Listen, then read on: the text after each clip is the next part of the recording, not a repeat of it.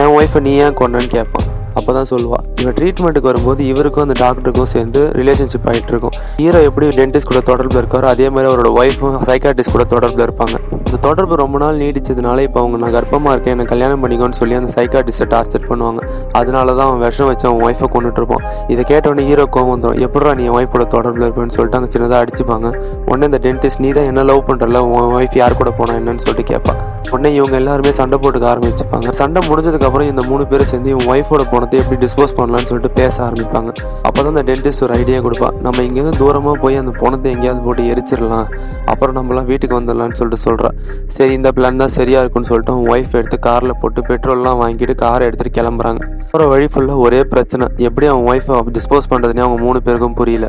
Car எடுத்துகிட்டு 3 பேரும் சிட்டியை விட்டு வெளியே போகிறாங்க. ஆனால் எங்கே போய் அவன் ஒய்ஃபோட பணத்தை டிஸ்போஸ் பண்ணுறதுனே தெரில. அடுத்து என்ன நடந்துச்சுன்னு தெரிஞ்சுக்கணும்னா சேனலோட பேர் கீழே இருக்க லிங்கை தொட்டு பாருங்கள்.